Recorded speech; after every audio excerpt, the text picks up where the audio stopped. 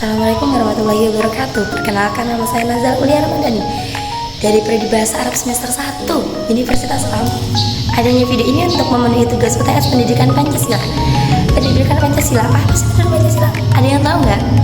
Jadi pendidikan Pancasila adalah proses pembelajaran yang bertujuan untuk mengembangkan pemikiran, kesadaran, serta pengabaran nilai Pancasila dalam kehidupan sehari-hari. Jadi kita akan membahas tentang pendidikan Pancasila dengan tema Pancasila dalam Orde Lama, Orde Baru, serta Orde Reformasi. Oke, mari kita bahas. Pancasila sebagai dasar negara dan ideologi bangsa negara Indonesia telah mengalami berbagai dinamika, interpretasi, dan implementasi yang berbeda-beda dari masa Orde Lama, Orde Baru, serta Orde Reformasi. Jadi kita bahas dulu tentang apa sih itu implementasi dan interpretasi. Jadi interpretasi adalah penafsiran.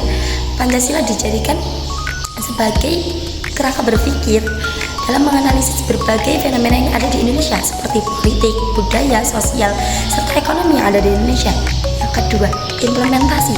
Implementasi adalah penerapan. Jadi Pancasila itu dapat diterapkan dalam berbagai hal. Yang pertama, mengembangkan kesadaran.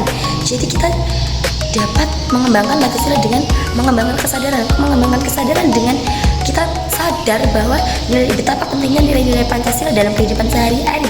Yang kedua, mengembangkan program. Jadi kita dapat mengembangkan berbagai program yang ada di Indonesia dengan berlandaskan dengan nilai-nilai Pancasila. Yang kedua, mengembangkan pola pikir. Kita dapat berpikir dengan berlandaskan dengan nilai-nilai Pancasila. Jadi mari kita bahas Pancasila pada masa Orde Lama. Pada tahun 1945 hingga 1966 yang dipimpin oleh Insinyur Soekarno, yang ditandai dengan upaya ideologisasi di tengah gejolak politik dan konflik ideologi yang sangat tajam.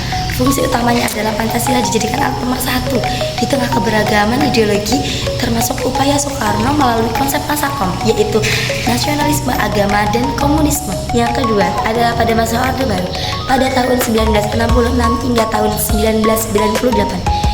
Orde ini di bawah kepemimpinan Presiden Soeharto yang menjadikan Pancasila sebagai asas tunggal dalam kehidupan berbangsa dan bernegara. Dengan penafsiran yang sangat terpusat, fungsi utamanya adalah Pancasila dijadikan sebagai asas negara pada organisasi sosial dan politik atau Orsospol dan organisasi masyarakat atau Ormas. Yang terakhir pada masa reformasi, yaitu pada tahun 1998 hingga sekarang.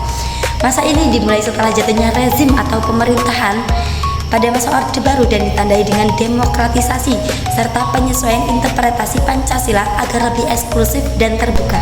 Fungsi utamanya adalah Pancasila tetap dijadikan dasar negara dan ideologi yang telah tertuang pada amandemen Undang-Undang 1945 dan menjadi sumber dari segala sumber.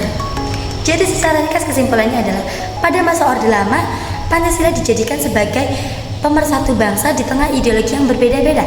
Pada masa Orde Baru, Pancasila dijadikan sebagai doktrin atau ajaran serta asas tunggal yang digunakan untuk mempertahankan kekuasaan. Pada masa reformasi, mengembalikan Pancasila sebagai dasar negara yang lebih terbuka, demokratis, serta mempertahankan hak asasi manusia. Meskipun tantangan atau implementasi itu tetap ada. Cukup sekian materi dari saya dengan tema Pancasila sebagai dasar negara pada masa Orde Lama, Orde Baru, serta masa reformasi. Saya akhiri. Wassalamualaikum warahmatullahi wabarakatuh.